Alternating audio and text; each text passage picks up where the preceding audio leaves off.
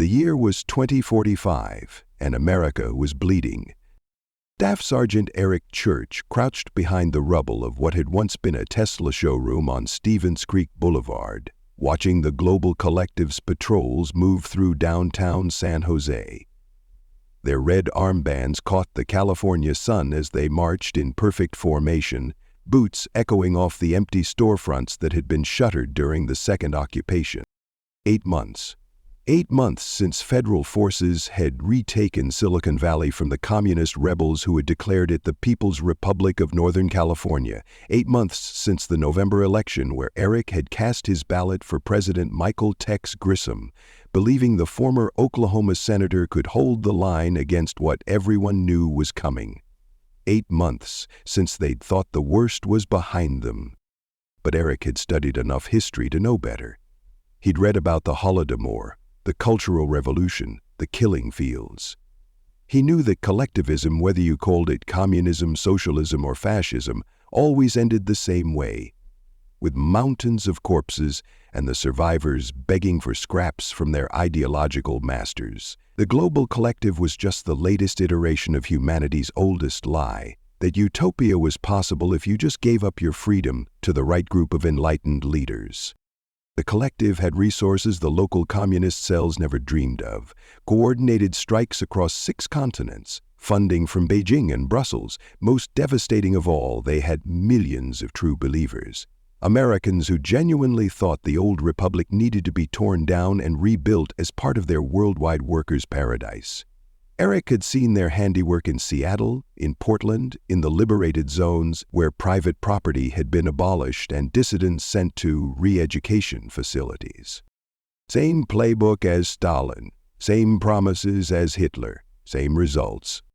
"Sergeant," came the crackling voice through his radio, "we've got confirmation from Washington. The convoy didn't make it."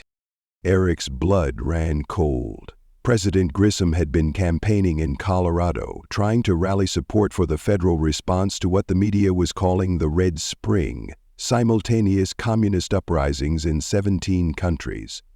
With the election just weeks away, Grissom had been fighting for both his political life and the literal survival of the republic. "Status of Angel?" Eric asked using Grissom's Secret Service codename. The pause stretched too long. "Kaya. Roadside bomb outside Denver. Whole motorcade." Eric closed his eyes and leaned back against the concrete. Tex Grissom, the man from Tulsa who'd earned his nickname from a California drill sergeant who couldn't tell an Okie accent from a Texan one. The president who'd promised to defend the Constitution against the same collectivist cancer that had killed over 100 million people in the 20th century. The man Eric had believed could hold the center against the extremes. Gone. Around him, the other federal soldiers had heard the transmission.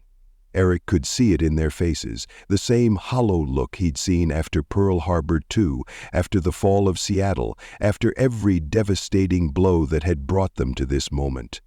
But this was different. This wasn't just losing ground or losing battles. This was losing the one man who understood what they were really fighting against. The radio crackled again with the voice of their commanding officer. "All federal units in the Western Theater, this is General Morrison. As of 1400 hours, I am assuming emergency command under the continuity of government protocols. We're pulling back to defensive positions east of the Rockies. Repeat, general withdrawal to the Denver defense line." Eric stared at the radio in disbelief. They were abandoning California, abandoning the West Coast entirely, handing over 40 million Americans to the global collectives, people's committees, and struggle sessions, the same mechanisms of oppression that had starved Ukraine, terrorized China, and turned Cambodia into a graveyard. "Sarge," whispered Private Castro, a kid from Bakersfield whose family's farm had been redistributed during the first uprising. "What do we do now?" Eric looked out at San Jose, at the city they'd fought so hard to liberate, now about to be abandoned to another round of collectivist justice. at the American flag still flying over City Hall, soon to be replaced by the red banner that had flown over the gulags, the killing fields, the cultural revolution. "We follow orders, son," he said quietly. "We fall back and regroup." But even as he said it, Eric wondered what they were regrouping for. History had taught him that once the collectivists gained momentum, they rarely stopped until everything was ashes. 3 months later, Eric found himself in the mountains outside Colorado Springs, part of a ragtag collection of federal holdouts, state militia, and civilian refugees.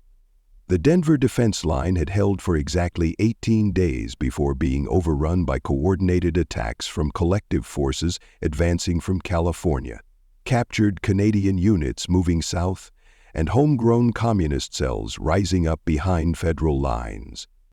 The remnants of the United States government were operating out of abandoned NORAD facilities while Eric and his team conducted guerrilla operations against collective supply lines.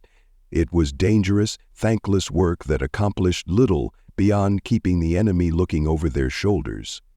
But it was in these mountains that Eric met Professor Daniel Williams, an elderly historian from the University of Colorado who'd been documenting the resistance for what he called the record, though Eric wondered if there'd be anyone left to read it who hadn't been sent through the collective's ideological correction programs. "You know," Williams said one evening as they sat around a carefully concealed campfire, "I've spent my whole career studying totalitarian movements.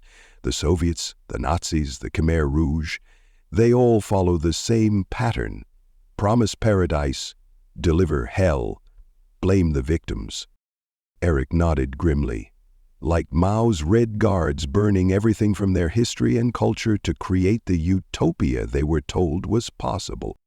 Williams smiled sadly at the reference. "A fellow student of history, I see. Then you understand what we're really fighting. This isn't about economics or politics. It's about whether human beings have the right to think for themselves or whether they belong to the collective." He pulled out a battered book, a collection of Civil War letters. "But you know what kept the Union Army going when they were fighting their own version of this battle? When half the world was betting on America tearing itself apart? It wasn't superior numbers or better weapons. It was a song, a hymn that reminded them they were fighting for something bigger than themselves." Eric had heard the old battle hymn before, of course. Every American kid learned it in school, back when American kids went to American schools instead of collective educational centers, where they learned about the crimes of capitalism and the inevitable triumph of the proletariat. "Pretty words don't stop commissars from shooting dissidents, Professor." Williams opened the book to a marked page. "No. But they give people the courage to stand up to those commissars. That's what we've lost, Sergeant. Not the war, the belief that individual liberty is worth dying for." The message came through encrypted channels that the collective hadn't yet cracked, transmitted from hidden stations across what remained of free America. It was brief, but it spread like wildfire through the underground networks. Vice President Lisa Mitchell was alive.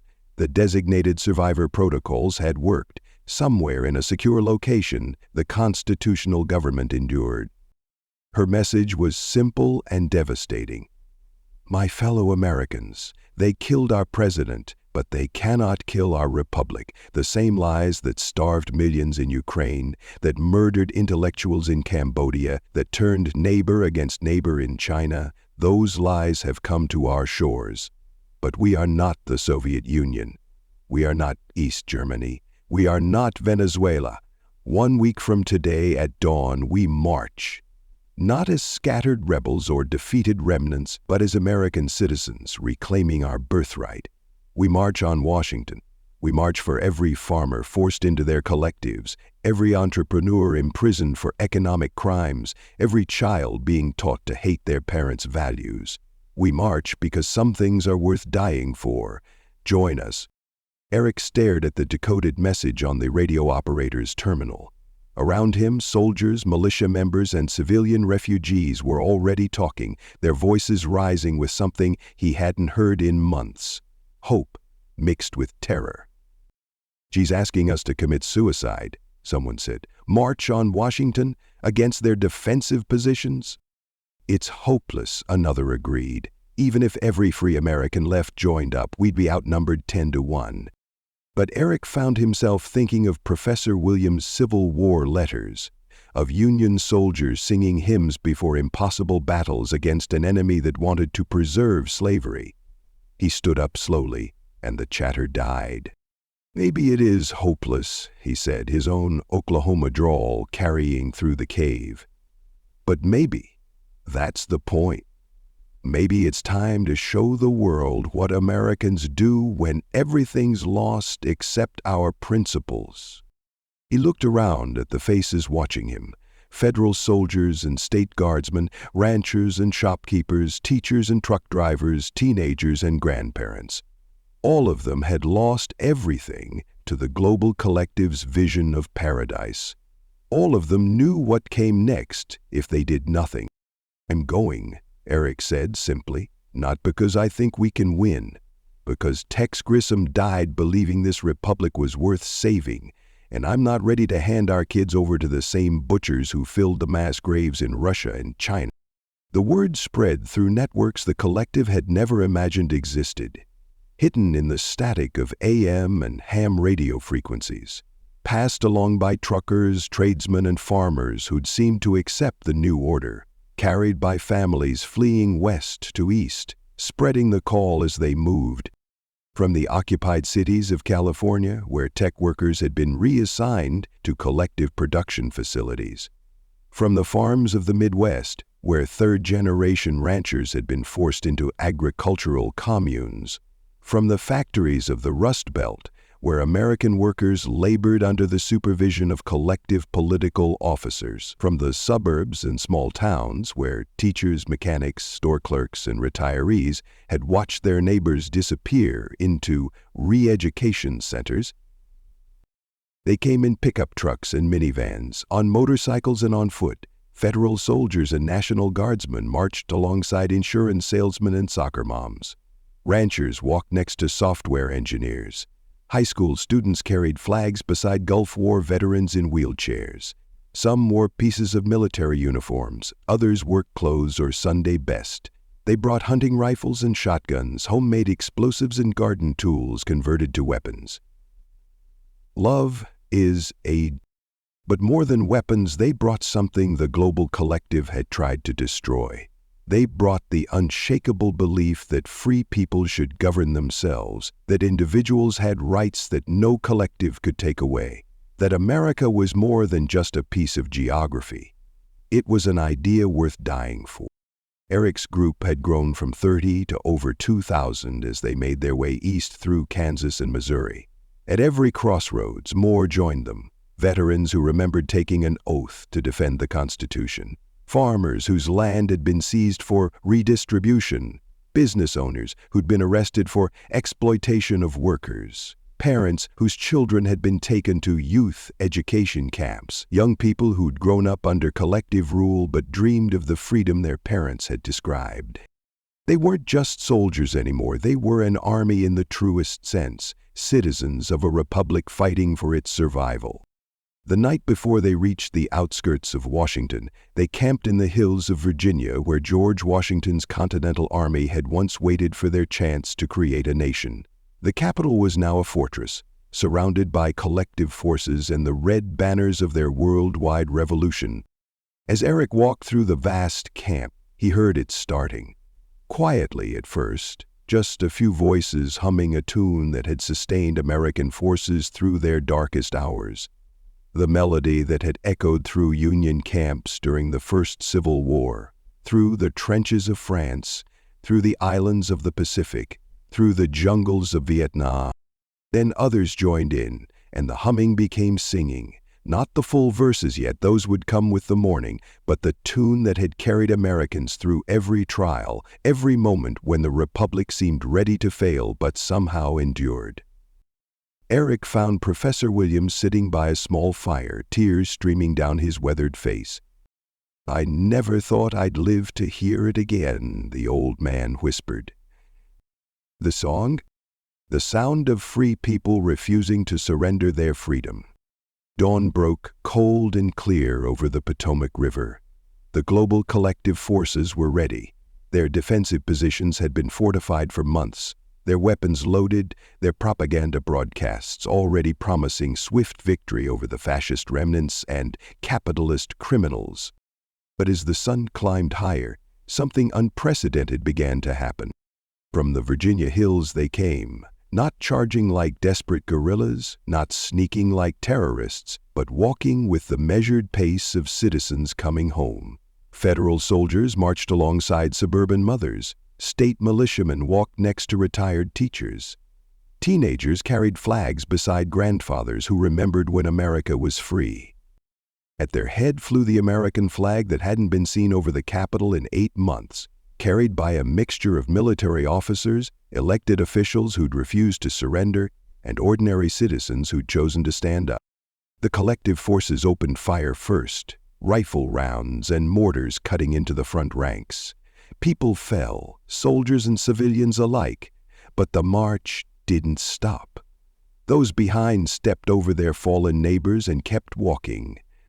And then, as the Washington Monument came into view, as the red banners snapped in the wind above buildings that had once housed a free government, the singing began. It started with the veterans in the front ranks, their voices strong despite their years, carrying the opening notes of the hymn that had once echoed through camps and battlefields where Americans fought for the idea that people could govern themselves. A farmer from Iowa joined in, then a teacher from Ohio, then a mechanic from Texas. Other voices joined, hundreds then thousands, as the words that had been forbidden for months now rang out across the battlefield. Glory, glory, hallelujah, glory, glory, hallelujah, glory, glory, hallelujah. His truth is marching on. Eric found himself singing too, his voice mixing with those around him, the refrain rising above the sound of gunfire and explosions. The song his great-great-grandfather might have sung at Antietam, his great-grandfather at Normandy, his grandfather in Vietnam. The song that reminded Americans who they were when everything else was stripped away. The battle hymn that spoke of truth marching on, that declared some things were worth any sacrifice, that proclaimed liberty was not just a political concept, but a divine right that no collective could take away. The collective's carefully planned defenses began to crumble, not from superior firepower, but from something their ideological training had never prepared them for. The sight of their own forces laying down their weapons. Many of the collective's American troops were volunteers who'd joined for food, for security, for survival in the new order. But as the battle hymn echoed through the streets, as they watched their fellow citizens, soldiers and civilians together walking unflinchingly into machine gun fire while singing the songs their grandparents had taught them, something fundamental shifted in their hearts. First one soldier, then a squad, then entire companies began to lower their weapons. Some stepped aside to let the marchers pass. Others turned their guns on their political commissars. Many began singing along, their voices adding to the chorus that was growing stronger with each step toward the Capitol. The foreign collective advisors fought to the end, but they found themselves increasingly alone as American units refused orders to fire on American citizens singing American songs. The propaganda broadcasts cut to static as transmission stations were overrun, not by assault teams, but by crowds of ordinary people who simply walked in and took them back. Eric found himself standing on the steps of the Lincoln Memorial, watching as the last of the collective's elite guard surrendered. Around him, thousands of Americans, soldiers and civilians, young and old, from every corner of the nation, continued singing as they raised the flag that had never truly been lowered, only temporarily obscured. Vice President Mitchell appeared on the Capitol steps, flanked by Supreme Court justices who'd been in hiding for months and congressional leaders who'd refused to bend the knee to the collective. The constitutional government was restored not through conquest, but through the simple act of Americans remembering who they were and refusing to be anything else. How? Someone asked aloud. How did we win? An old veteran standing nearby, tears streaming down his face as he watched families embrace their loved ones freed from collective detention centers, smiled and gestured toward the thousands of people still singing in the streets. Same way we always have, he said. We remembered that republics aren't maintained by armies or ideologies or political systems. They're maintained by citizens who believe in them enough to walk through hell singing freedom songs. As the sun rose higher over Washington, painting the sky gold above a liberated city, the battle hymn continued to echo through the streets, carried on the voices of Americans who had chosen hope over despair, who had chosen to march toward freedom even when death seemed certain, the song that had sustained the Union through Civil War, the nation through 2 world wars, and the Republic through every trial it had faced. The hymn spoke of truth marching on, of a terrible, swift sword of justice, of the beauty of sacrifice for liberty. And as Eric listened to those voices rising together, soldiers and teachers, farmers and engineers, parents and children from every corner of a continent, he understood finally why Americans had sung these words for over a century. Because some truths are worth dying for. Because some ideas are more powerful than any army. Because sometimes, when everything seems lost, all it takes to save a republic is for its citizens to remember who they are and refuse to be anything else.